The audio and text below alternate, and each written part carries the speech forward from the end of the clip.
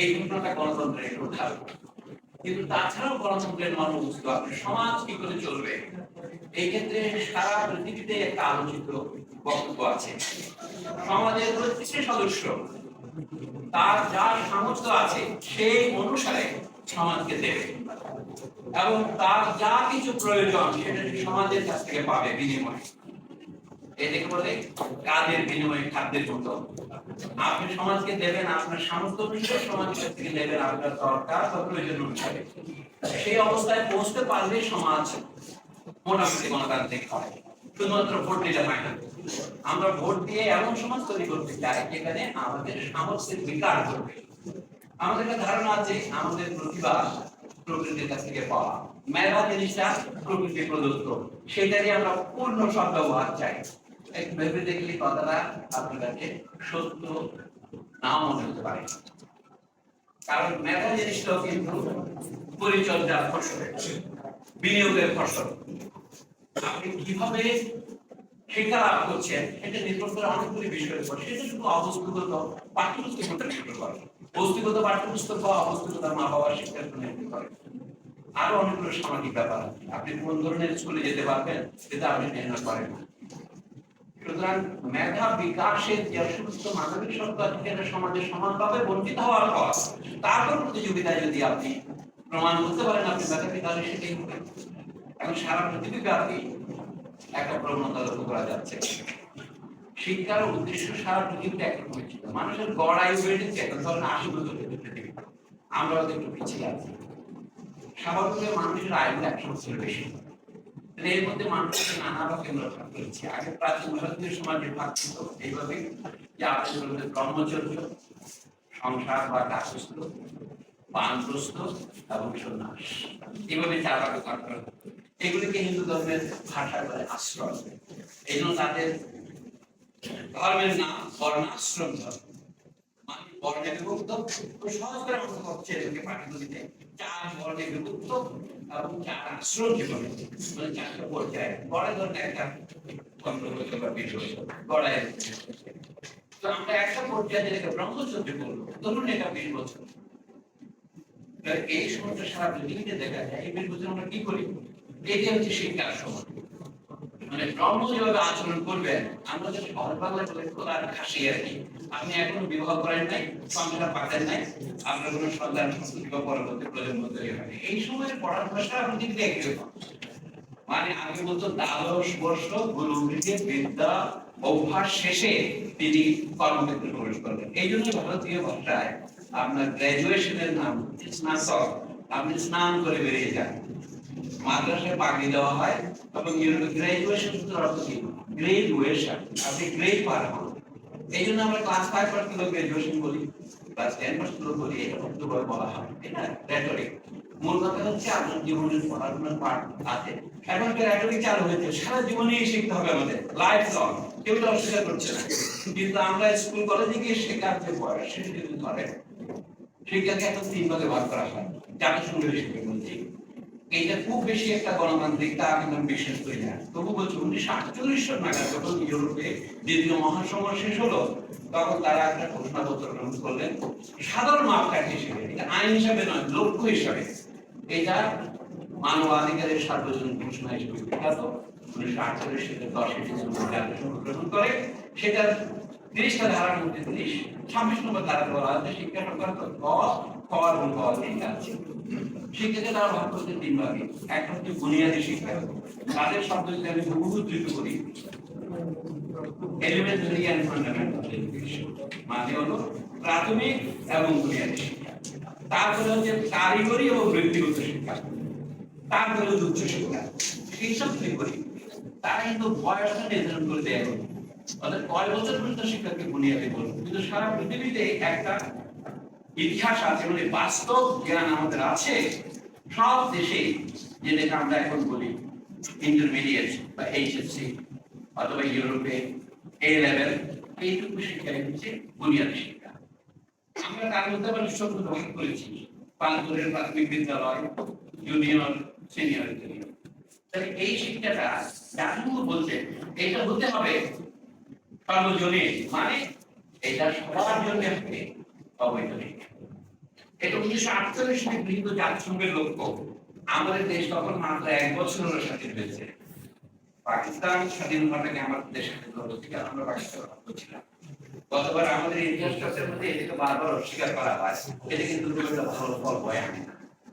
অনেকের ধারণা কি এইবার যে একটা বিপ্লব বলে যেন 1971-কে আপনি নাকচ করে দিলেন, 2-4 দিনের মধ্যে এরকম মনোভাব দেখা যায়।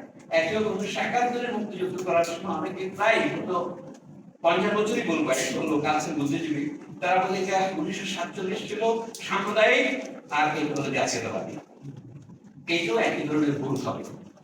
আমি বলবো আমাদের স্বাধীনতা সংগ্রামীদের 47 সালে যখন অনেকদিন পরে আমরা একটা ভুল বুঝতে পারলাম, সেটা নাকচ করলাম বা ইংরেজিতে বলে আমরা নেগেশন করলাম। আর তারপরে এখন 53-54 বছরের মাথায় আমরা বুঝলাম কি আমাদেরকে আবার এক ধরনের প্রতারণা করা হচ্ছে, সেটা আমরা আবার নিগেট করলাম। সুতরাং বর্তমান ঘটনার মূল্য প্রায় 1971-এর সমান। আমাদের ইতিহাসের তিনটি বড় মোড় পরিবর্তন যদি বলেন গত 80 বছরে 78 বছরে 47, 71 এবং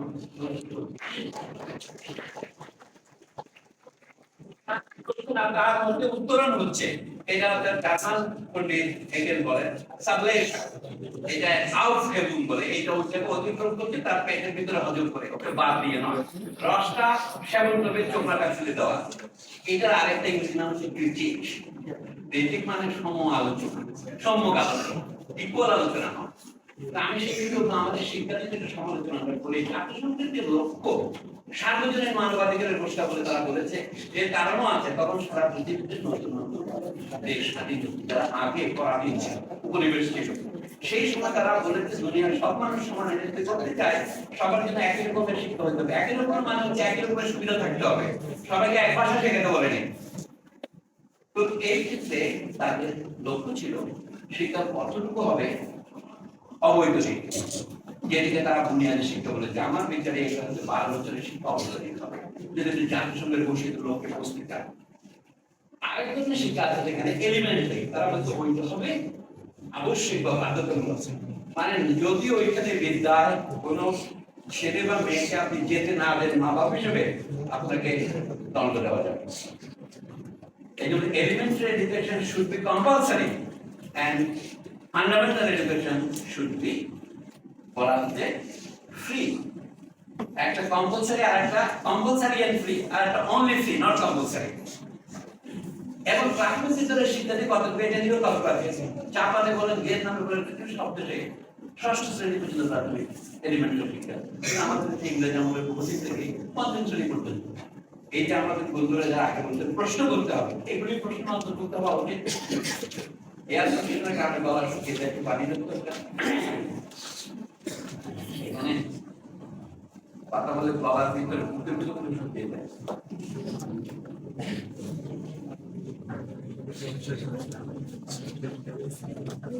যেটা বলছিলাম আমি কথা সংক্ষিপ্ত করি। দ্বিতীয় পর্যায়ের যে শিক্ষা 26 ধারার খকে আছে, এটা হচ্ছে পেশাগত এবং ব্যক্তিগত শিক্ষা। আমার জীবনের বৃদ্ধি কি হবে, এই যে কারণের নামটা কথা করে বললেন, এই যে মাঝখানে আমাদের তেমন স্বাধীনতা লাগে না। ভুলক্রমে আমি বিজ্ঞানে পড়েছিলাম, কিন্তু তার মনে হয় হয়তো মানবিক করা দরকার, এটা আমরা পাই না। তো পেশাগত ও বৃত্তিগত শিক্ষা ক্ষেত্রে বলা হচ্ছে এটা অবশ্যই এটা সবাইকে বাধ্যতামূলক করা যাবে না, যেটা আবশ্যিক করা যাবে না, এমন এটা ফ্রিও নয়। কিন্তু সেই ক্ষেত্রে জাতিসংঘের পরামর্শ কি, লক্ষ্য হচ্ছে it should be generally available to all. যে কেউ এই শিক্ষা নিতে চাইবে তাকে বাধা দেওয়া যাবে না। অর্থাৎ আমি যদি মেডিকেলে ভর্তি হতে চাই, পেশাগত বা কারিগরি শিক্ষা বলতে কি বোঝাচ্ছি, ইঞ্জিনিয়ারিং, বুয়েট অথবা মেডিকেল অথবা অন্য কিছু ফ্যাশন টেকনোলজি, যাই নেন আপনি, এটা আপনার ইচ্ছা অনুসারে একটা পেশা নির্বাচন শিক্ষা আপনাকে দিতে হবে সমাজকে। এই যে আমরা বলে আসন নাই, ভর্তি পরীক্ষা নিয়ে বাতিল করছি, এটা জাতিসংঘের লক্ষ্যের বিরোধী। অর্থাৎ জাতিসংঘ মানব জাতির ইতিহাসের প্রগতি বলে যেটা 1948 সালে নির্ধারণ করেছে, সেখানে পৌঁছতে আমরা এখন পৌঁছবো। যারা যা পড়তে চায় তাদের সে পড়তে দিতে পারছি, মানে সবাই বলে আমি ঢাকা বিশ্ববিদ্যালয়ে পড়তে চাই, সেটা নয়। কিন্তু আমি যে অন্য বিশ্ববিদ্যালয়ে পড়তে পারি, মানে মেডিকেলে পড়তে কেমন করে আপনি পরীক্ষা দিবেন, আপনি রংপুরে ভর্তি হবেন, কক্সবাজারে ভর্তি হবে, এরকম হয়। সেটা আমাকে মেনে নিতে হবে, কিন্তু যা করতে চাই তা দিতে হবে। একটা প্রশ্ন আছে, সমাজের চাহিদা অনুসারে আপনি করবেন না নিজের মনের বাসনা অনুসারে করবেন? এটাই হচ্ছে আমাদের পলিসির প্রশ্ন। তার কোনো সহজ সমাধান আছে এটা আমি বলছি না, কিন্তু সমাধানের মতো পরিস্থিতি তৈরি করতে হবে সমাজকে। এটা হচ্ছে গণতান্ত্রিক সমাজের লক্ষ্য। আপনি কার্ল মার্কস 1875 সালে এটা বলেছিলেন, from each according to his abilities and to each according to his needs। এটা হচ্ছে মার্কসের মতে গণতান্ত্রিক সমাজের বৈশিষ্ট্য। আমরা বহুদিন যেটা সমাজতন্ত্রের বৈশিষ্ট্য বলেছি, সমাজতন্ত্রের বৈশিষ্ট্য আরেকটু অন্যরকমের। তো আমি এই প্রশ্ন থেকে এই সাদৃশ্য যদি পুনঃপরীক্ষা করি, মার্কসের কথা হচ্ছে 1875 আর জাতীয় সংসদে তার 75 বছর পরে 1948। তো তাতে বলা হচ্ছে কারিগরি শিক্ষাতে কাউকে বাধা দেওয়া যাবে না, মানুষ মাত্রে জন্মগতভাবে প্রতিভাবান। তার প্রমাণ কি? যে কথা বলতে পারে, এর চেয়ে বড় শিল্প বড় দর্শন হয় না। মানুষের জন্য দর্শনের সবচেয়ে বড় প্রশ্ন কি? আপনারা যারা বড় দার্শনিক তারা বলবেন, আমি সহজ মানুষ আমি বলবো মানুষ কি, হিউম্যান বিইং কি। দার্শনিকরা হিউম্যানটা বলে না, বিইং কি শুধু বলে। Being and event, being and time, being and নথিংনেস।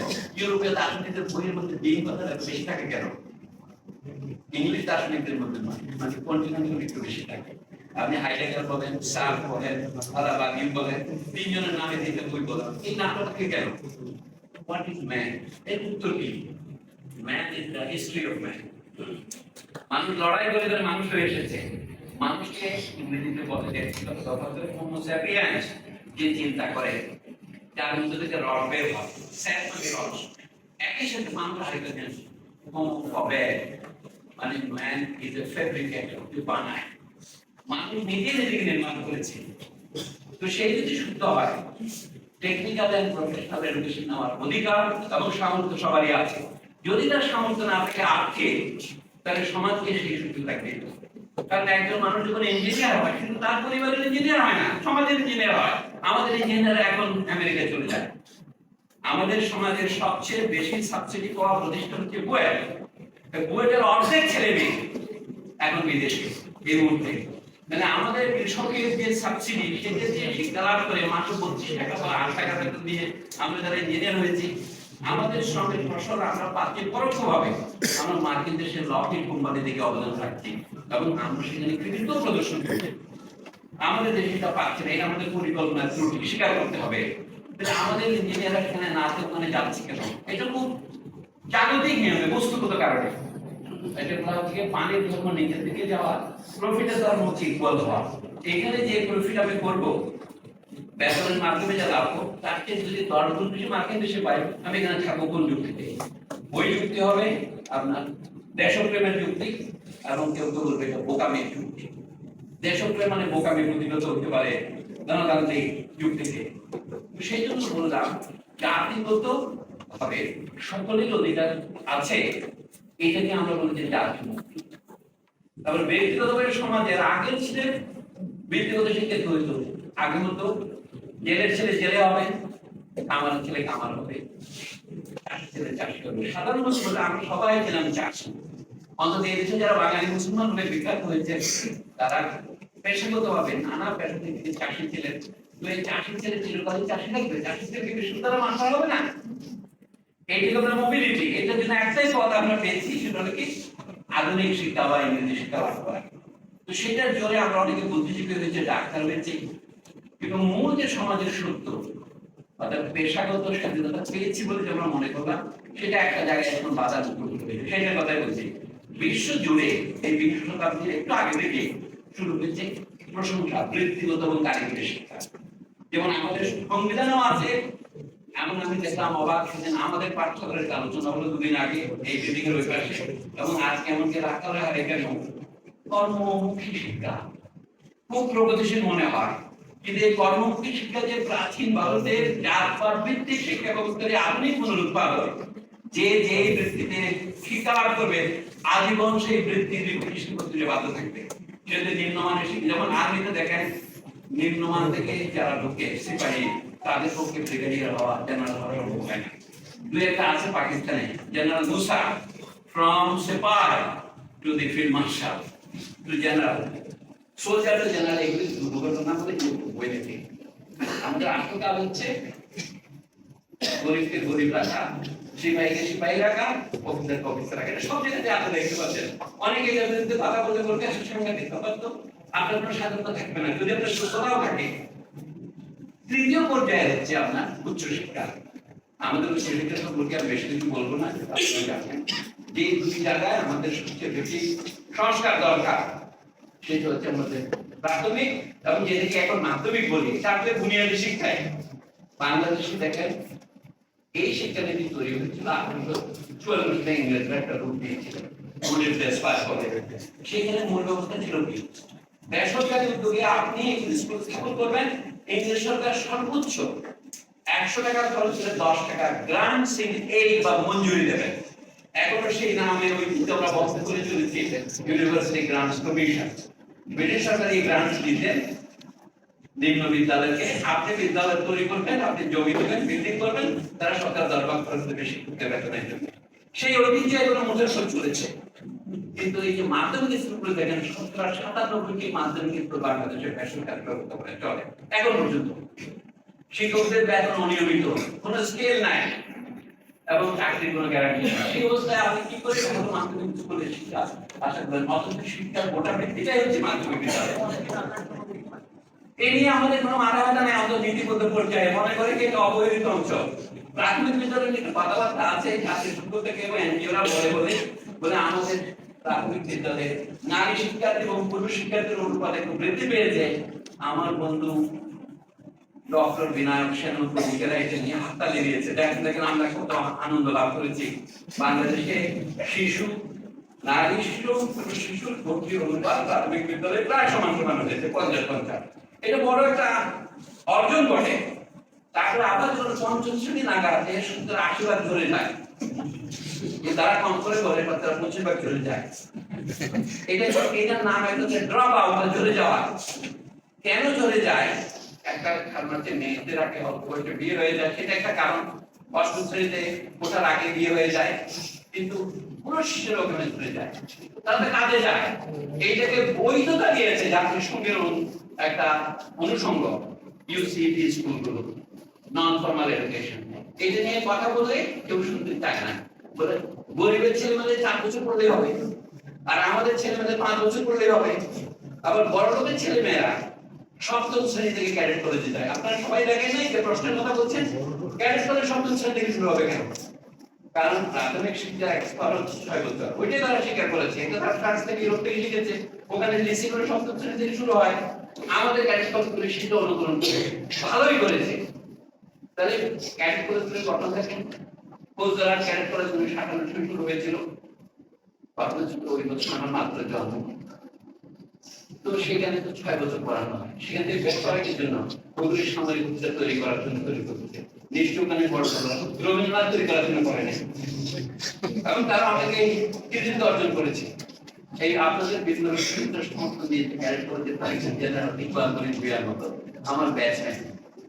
এই কারণ হচ্ছে এরা ক্যাডেট কলেজে যারা পড়ছে তারা সামরিক অফিসার হবে, কিন্তু অল্পদের সামরিক অফিসার হয়নি, কিন্তু তারা ভালো শিক্ষা পেয়েছে।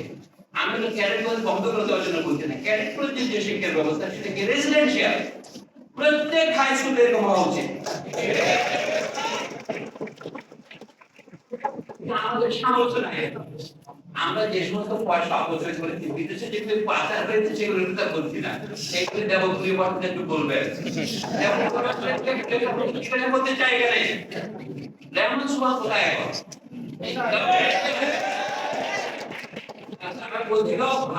বাংলাদেশের ভিতর দিয়ে আমাদের ইকোনমি করিডোর করতে হবে, তাহলে আমাদের আর্থিক ভালো হবে। তারা বলেছেন এখন কি বলবেন আমি জানি না, কিন্তু তারা যে তদন্ত রিপোর্ট দেবেন তার জন্য অধীর আগ্রহে আমরা অপেক্ষা করবো। অর্থনৈতিক অবস্থা নষ্ট হয়েছে এর বেশি লাগবে না, 10% যদি আমরা খরচ করি তাহলে আমাদের প্রত্যেক হাই স্কুলে ক্যাডেট খরচ করা সম্ভব। আপনার ছেলেগুলোতে খেতে না পারে, ক্যাডেটদের কি করা? খাওয়ানো হয়, খেলাধুলা করতে দেওয়া হয়, পিটি করতে দেওয়া হয়। কথা আমি অত বেশি সামরিক শৃঙ্খলা পছন্দ করি না, কিন্তু সেখানে দেখলাম ছাত্র শিক্ষকদের সম্পর্ক ভালো হয়, ক্লাসগুলো ছোট ছোট, আপনি এই যে এত বড় এটা একটা ক্লাস বক্তৃতা দেওয়া যায়, বক্তৃতা দেওয়া যায় সংখ্যার উদ্দেশ্যে, কারণ দেখা ব্যক্তিগত সম্পর্ক হওয়া কঠিন হয়ে পড়ে।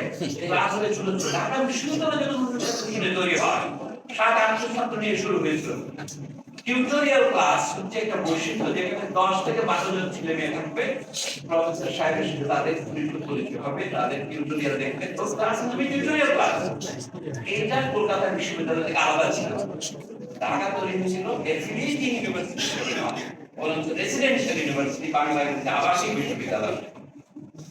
লেখাপড়া করতে হলে সব প্রযুক্তি একটাই জগৎ যদি এক জাতি আছে, সে জাতির নাম মানব জাতি।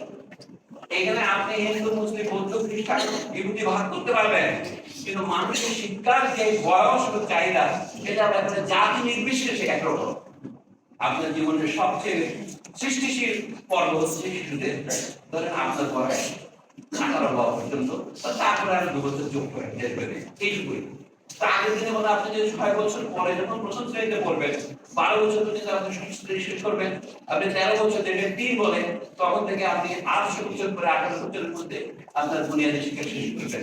তারপরেও জীবনে আপনি কি লক্ষ্য অর্জন করবেন এটা আপনি নাও জানতে পারেন। যখন আপনি তথাকথিত বিশ্ববিদ্যালয় বা কলেজে ভর্তি হবেন, 2 বছর আপনি নানা লেখা লিখবেন, নানা কথা পড়বেন, নানা লাইব্রেরিতে যাবেন, তাদের সঙ্গে কোথায় আপনার প্রধান প্রবণতা ভোকেশন পছন্দ, এই যে গুরুত্বপূর্ণ, এইটা করতে পারি না বলে সেটা আমাদের আনন্দদায়ক হয় না। কিন্তু তার থেকে আমরা বলি মুখস্থ বিদ্যায় হচ্ছে আমাদের শুধু নষ্টের মূল। কিন্তু যদি আপনি মুখস্থ করতে না শিখেন, তাহলে ছোটবেলায় যদি আপনি কঠোর পরিশ্রম করতে না পারেন, শিক্ষার দর্শনে বহু ধর্মকে আমি দুটো কথাই বলি। রুসুর মতো দার্শনিকরা বলতেন 16 বছর বয়স পর্যন্ত শিশুকে কোনো বই দেবেন না, কিন্তু প্রকৃতি থেকে শিখবে। কিন্তু এই হচ্ছে অতি রোমান্টিকতা। পুরো বই লিখছেন এমিল নামে, অফ এডুকেশন। তার বক্তব্য হচ্ছে মাস্টার হবে একজন, ছাত্র হবে একজন। সে অনুপাতকে আপনি পাবেন সম্ভব নয়। প্রকৃতি সে গাছ করবে, খেলবে, ভুল করবে, পাতা জ্ঞান শিখবে, কিন্তু সেটা নয়। আন্তোনিও গ্রামসি, ইটালিয়ান দার্শনিক, তিনি বলছেন যে না, এডুকেশন ইজ লেবার, সেটা হচ্ছে পরিশ্রম। অর্থাৎ শিক্ষার মধ্যে আমরা বিনিয়োগ করতে হবে, শিশুকে ডিসিপ্লিন শেখাতে হবে। এই স্কুলে প্রথম থেকে ষষ্ঠ শ্রেণী পর্যন্ত আমি সহজ করে বলছি যে এটা হচ্ছে অ্যাক্টিভ স্কুল। শিশু কি পড়বে, তাকে বাংলা কিভাবে শেখাবেন, অথবা তাকে দ্বিতীয় যে ভাষা শেখাবেন কিনা, গণিত কিভাবে শেখাবেন, তাদের একটা শিশু কি কি শেখা লাগে, তাকে প্রকৃতি সম্পর্কে শেখাতে হবে, মানুষের সম্পর্ক সম্পর্কে শেখাতে হবে, যেটাকে আমরা বলি রাইটস এন্ড ডিউটিস বা এথিক্স, নীতিবোধ, ভালো আর মন্দ। আপনি যে ট্রেডিশন থেকে আসুন, যে ভাষা থেকে আসুন, সব ক্ষেত্রে এটা লাগে। প্রকৃতির সাথে মানুষের সম্পর্ক, মানুষের সম্পর্ক। ভাষা মানুষের চালিয়ে হয় এমন না। দেখুন, মানুষ শুধু কথা বলে না, কথা বলা মানে যুক্তি প্রয়োগ করে। তাই যুক্তি প্রয়োগের যে শৃঙ্খলা, এটি কিন্তু অল্প বয়সী মানুষের থেকে বিকশিত হয়। তারপরে আপনি শিশুর মধ্যে চিন্তা বিকাশ হয়। আপনি এখানে ৫ম শ্রেণী থেকে ৬ষ্ঠ শ্রেণী বলেন, তার কি গল্প করার বেশি কিছু নাই। এরপরে একটা গুণগত পরিবর্তন আসে, তখন এটাকে বলে ক্রিয়েটিভ স্কুল। ক্রিয়েটিভ স্কুল মানে শিশু নিজে একটা সমস্যার সমাধান করে আনন্দ পাবে। এমনকি গণিতের যে ছিল সমস্যা, আপনি যে পিথাগোরাস উপপাদ্য, আমরা সমান, অথবা এদিকে স্কয়ার এদিকে যোগ করলে এটা সমান হয়, এটা প্রত্যেকে আমরা নতুন করে আনন্দ পাই। এইটা ক্রিয়েটিভ স্কুলের প্রথম স্টেপ। সূর্য প্রতিদিন পদ্ধতি করতে পারে, একই রকম সুন্দর লাগে। পুরনো সত্য সূর্য নতুন করে আবিষ্কৃত হয়। এইভাবে শিশু নিজে যে আবিষ্কার করে, যেখানে মাস্টার তার উপরে কোনো রকমের চাপ প্রয়োগ করবে না, শুধু দেখবে। এই সবগুলো পূর্ব সত্য কি, ওইরকম মানুষ থাকতে হবে। এই জন্য এই যে educator himself or herself needs to be educated. আমাদের সেই শিক্ষক প্রশিক্ষণ স্কুল আছে, প্রাথমিক বিদ্যালয় এবং মাধ্যমিক বিদ্যালয়ে ভালো শিক্ষা করবে, উপরের দিকে আপনার বেশি দুশ্চিন্তা হবে না। শিশুরা নিজেরাই নিজের জীবন গড়ে তুলতে পারে। আমরা সবচেয়ে বেশি অবহেলা করেছি এই শিক্ষা ব্যবস্থাকে অন্তত ৭৮ বছর। আমাদের দেশে আমরা জিজ্ঞেস করি, নবম শ্রেণীতে যে আমরা ভাগ করলাম বিজ্ঞান, মানবিক, বাণিজ্য, তারপরে কি বলে সঙ্গীত, শরীর চর্চা এবং ইন্ডাস্ট্রিয়াল আর্টস, বাংলাদেশে বলবেন না কেন, শিল্পবিদ্যা, নানা ক্রাফট, এই ধরনের বিশেষ শাখা শুরু হয়েছে। এবং এটা হয়েছে আমরা দুই পরিমাণকে দেশের পরামর্শ, সেই পরামর্শে আমাদের আইবিএ হয়েছে, সেই পরামর্শে গার্হস্থ অর্থনীতি বিভাগ হয়েছে, সেই পরামর্শে রাজশাহী বিশ্ববিদ্যালয়ের আইডিআর হয়েছে, এডুকেশন রিসার্চ। তাদের লক্ষ্য যা ছিল সেটা হচ্ছে আমাদের এই তথাকথিত উন্নয়নশীল দেশের প্রয়োজন মেধাদের জন্য একটু প্রেরিত তৈরি করা। এবং সেখানে অলরেডি বলে দিয়েছে মেয়েরা সেলাই শিখবে, রান্না বান্না শিখবে, ওটা গার্হস্থ অর্থনীতি, হোম ইকোনমিক্স। এবং সেটা অনেকের জন্য একজন জীবনের পেশা পছন্দ হতে পারে, কিন্তু একজন নারী বলে তাকে শুধু সেটাই করতে হবে, এইটা বোধহয় খুব বেশি স্বাধীনতার পক্ষে নয়। বাধা নাই নারীদের অন্য বিষয় করার জন্য, এরকম নানা ইনস্টিটিউট করা হয়েছে প্রফেশনাল। আমি যেটা বলতে শুরু করেছিলাম, সারা বিশ্বে এখন একটা নতুন প্রবণতা শুরু হয়েছে, কিন্তু আমাদের দেশে নয়, সত্যের কাছে বলতে হবে, এটা হলো তথা ভোকেশনাল শিক্ষা। কিন্তু মূল্যটা কাকে দিতে হচ্ছে? এই যে ঢাকায় যখন মেট্রো রেল হলো, সাংঘাতিক তো দেখে খুব চমৎকার লাগে, কিন্তু কিসের বিনিময়ে এই টাকাটা খরচ করে যাতে শতকরা 5 থেকে 9 জনের পরিবহন সমস্যার প্রয়োজন মিটবে ধরেও নেই, বাকি 95 জন থেকে 91 জন কি হবে? সেইটার বিনিময়ে আপনি এটা করেছেন। অর্থনৈতিক পরিকল্পনার মানে হচ্ছে অগ্রাধিকার নির্ধারণ করা। আমাদের এখানেও অগ্রাধিকার নির্ধারণ করতে গিয়ে আমরা কারিগরি শিক্ষা করতে গিয়ে কোন জিনিসটা বাদ দিচ্ছি, এটার নাম হচ্ছে মানুষ হওয়ার শিক্ষা, ইংরেজিতে যেটা বলে ফরমেটিভ এডুকেশন। এটা ক্রমশ গুরুত্ব হারাচ্ছে। এই জন্য একটা তর্ক চলছে, আমি সব তর্ককে বন্ধ করার জন্য বক্তৃতা দিচ্ছি না, বরং প্রশ্ন আমাদের এখানে উঠে দিতে হবে যে নবম শ্রেণীতে শিশু কি নির্ধারণ করতে পারে তার পক্ষে ভবিষ্যতে কি হওয়া তার সত্যিকারের চিত্তের আনন্দের কারণ? অর্থাৎ আপনি দেখবেন যে জুয়া খেলার নিয়মের মতো, লটারি জেতার মতো শতকরা 10 জন 20 জন 30 জন তো সঠিক বিষয় নির্বাচন করে, সারা জীবন সেটাই করে, কিন্তু অনেক ক্ষেত্রে এটা গরমিল হয়। আমি যা মনে করেছিলাম পরে দেখলাম সেটা সত্য নয়, সত্য অন্য কিছু। তখন তো আমার যাওয়ার কোনো পথ নাই, মার্কিন দেশগুলোতে আছে কিন্তু এখানে নাই। তাহলে এটা করা সম্ভব। আর নবম শ্রেণীতে যে আমরা গ্রুপ আপ করলাম, আমরা পৃথিবীর সব জায়গায় বাহির দেখতে চান, দেখেন অন্য দেশে কি আছে দেখুন। মার্কিন দেশে কি আছে, ইংল্যান্ড থেকে আছে, ফ্রান্স থেকে আছে, তো নাই। আগে আপনার যেগুলো general education, humanities education, education of reasoning, এটা একটা নির্দিষ্ট বয়স হবে। আমি ব্যক্তিগতভাবে মনে করি এটা শিশুর বয়স 18 হওয়া পর্যন্ত অথবা স্কুলের বয়স 12 বছর হওয়া পর্যন্ত, এইটাই হচ্ছে কম। তার আগে গ্রুপ আপ করাটা হচ্ছে বিপদ। আমাদের পাশের প্রতিবেশীদের যারা আমাদের প্রতিদিন শ্বাস রোধ করে বন্যার পানি দিয়ে মারতে চায়, তাদের ওখানে 10 শ্রেণীর পরে শুরু হয়ে যায়, 11 শ্রেণী থেকে। আমাদের এখানে সম্প্রতি তারা উদ্বোধন করতে চেয়েছিল, এটা কারণ কি? হয়তো তারা ভারতের সাথে সমান করতে চেয়েছিলেন, বিভাগটা নবম শ্রেণীতে না হয়ে একাদশে হবে, কিন্তু সেগুলো একই ধরনের ত্রুটিপূর্ণ। এখন শেষ কথাই বলি, ক্রিয়েটিভ স্কুল যেটা বলেছে সেটাকে তারা মিসঅ্যাপ্লাই করেছে, তারা ক্লাস 3 তে এটা দিয়ে দিয়েছে যে শিশু সব কিছু নিজে নিজে করবে। এটা বলে বদহজম, না বুঝে যে একটা কিছু করা যাবে না। উপযুক্ত শিক্ষকের তত্ত্বাবধানে সেটা প্রথমে জীবনের বেসিক জিনিসগুলো শিখবে। আপনি সেখানে তাকে কোনো বাংলাও শেখাচ্ছেন না, বাংলা হবে। এখন আমাদের আরো বহু বিতর্ক প্রশ্ন আছে, এখানে আপনারা বলছেন শিক্ষার নানা প্রকার। জাতিসংঘের ওই দলিলের শিক্ষা তারা বলি এখন ওনারা উচ্চ শিক্ষা বলে কোন রকমের ডিসক্রিমিনেশন ছাড়া সবার জন্য অ্যাভেলেবল হবে, তবে মেধা ভিত্তিক। আমি যখন প্রথম আপনাদের বলেছিলাম কারিগরি শিক্ষা